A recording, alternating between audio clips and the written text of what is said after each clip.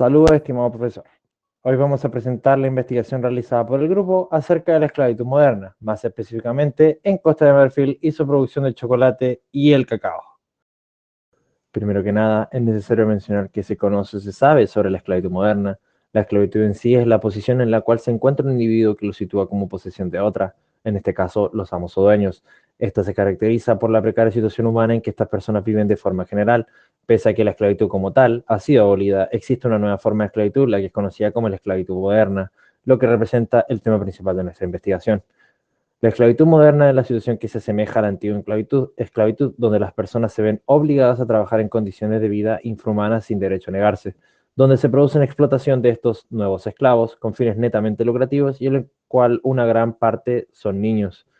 Existen diferentes razones por las cuales es posible: las guerras internas, las cuales obligan a los niños a ser soldados, esclavos, cocineros, etc., y a las niñas las condenan a una esclavitud sexual, lo que produce un aumento numérico en estos nuevos esclavos.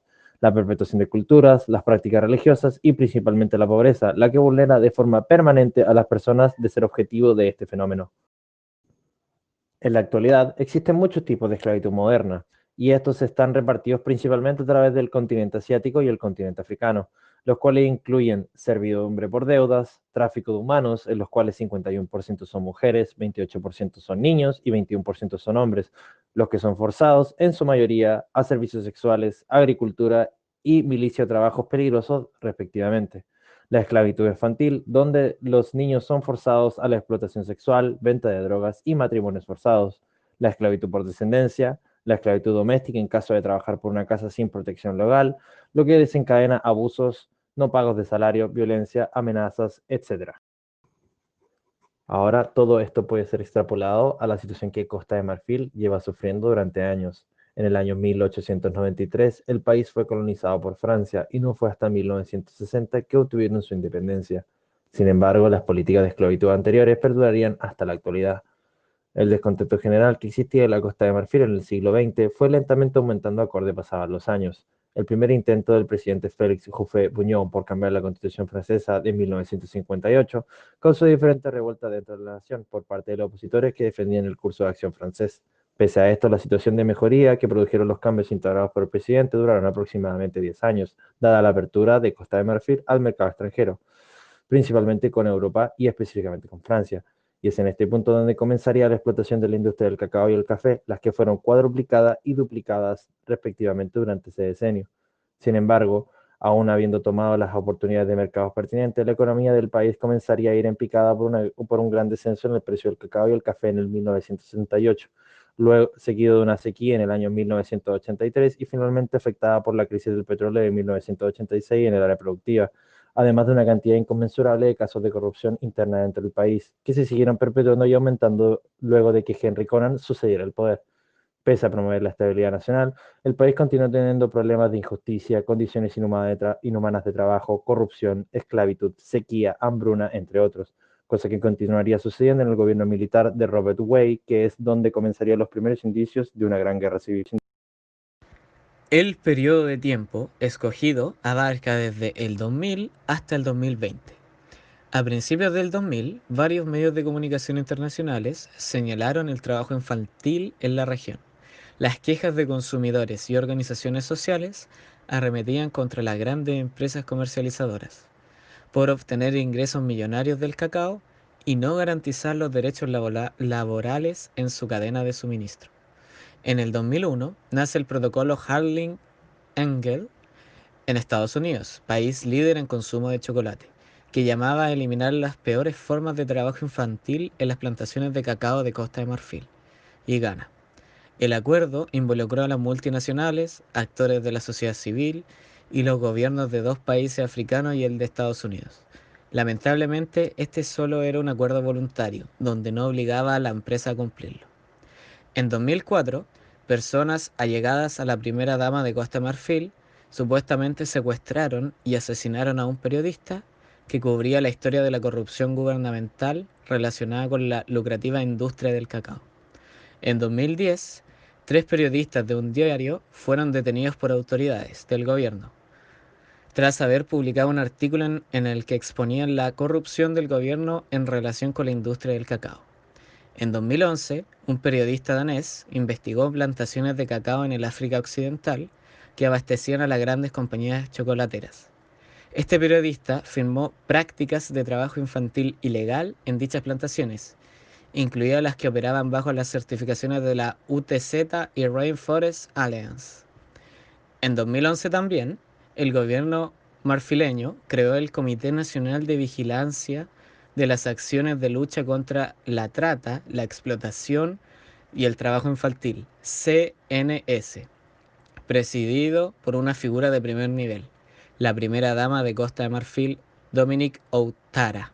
En 2015, la Universidad de Tulane publicó sus resultados respecto al estudio del protocolo internacional, pero el gobierno de Costa de Marfil, que autorizó la investigación en un principio, no aceptó los resultados.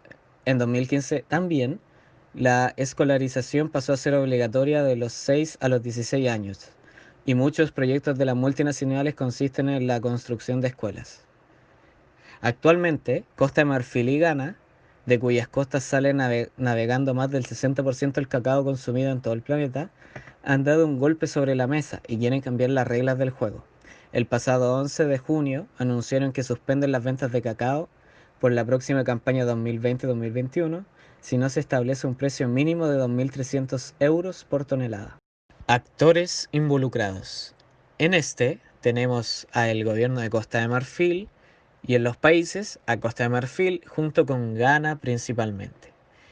En cuanto a las organizaciones sociales, tenemos OIT, Organización Internacional del Trabajo, la UNICEF, el IRLF, International Right Labor Forum, a Ghana Cocoa Board y al Consejo del Café, Cacao de Costa de Marfil.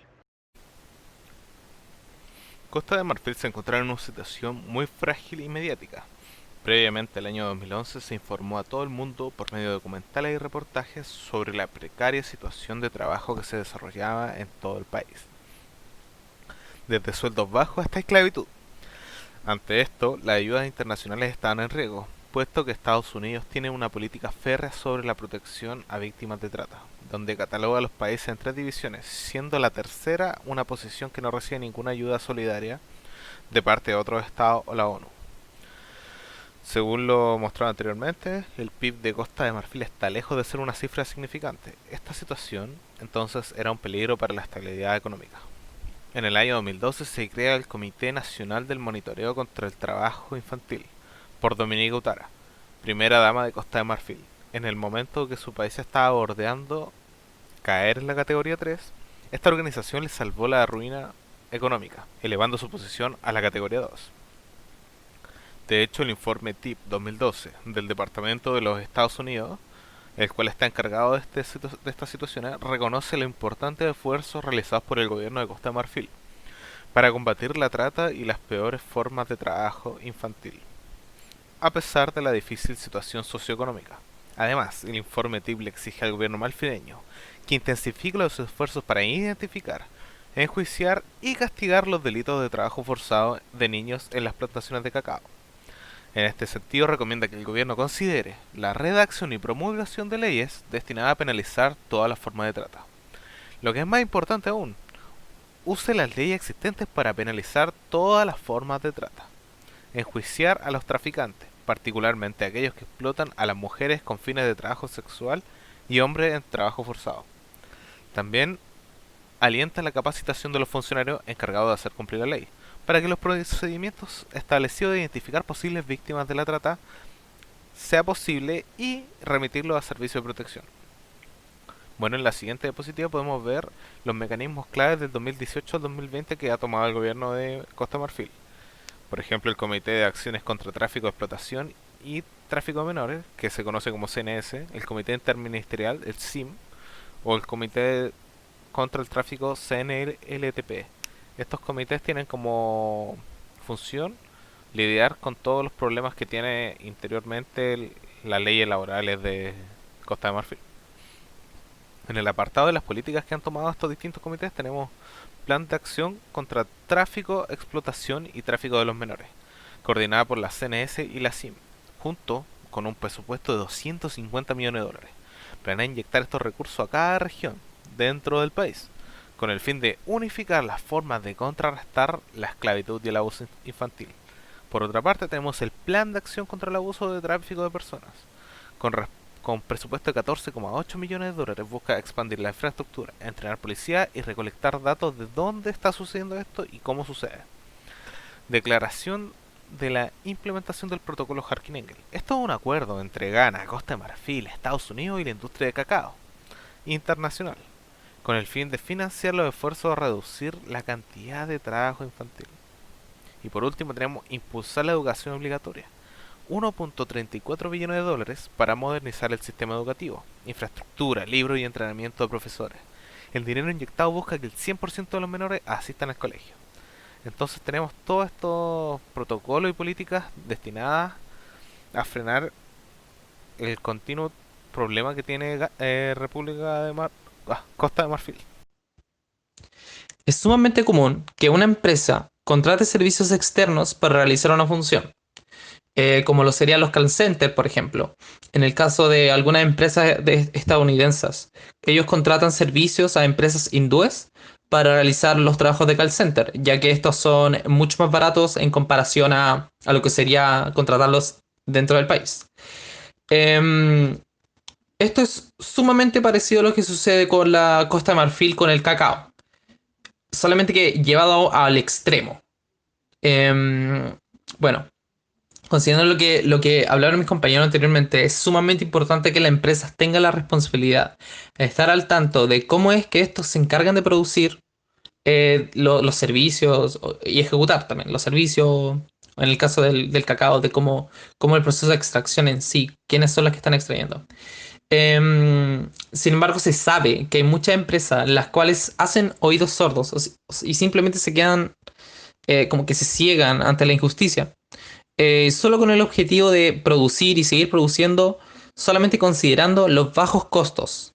No importa cómo se produzca, sino que lo que importa es que sea a bajo costo. Una de las empresas más conocidas a nivel mundial, que serían Nestlé, Hershey y Mars, han sido denunciados durante muchos años por no hacer nada en contra del trabajo infantil. Esto es desde el 2005 hasta la actualidad, de hecho. En el 2005 se firmó un acuerdo en contra del trabajo infantil en las granjas de cacao. Sin embargo, los años pasaron y la situación no cambiaba. A pesar del acuerdo que se firmó. Durante el 2011, un grupo de la industria del cacao, firmados por Nestlé, Hershey y Mars, escribieron al Departamento de Estados Unidos que, lo cito, esto era una tarea imposible de realizar, ya que no existía ningún sistema de certificación que garantizara la ausencia de trabajo infantil en las granjas.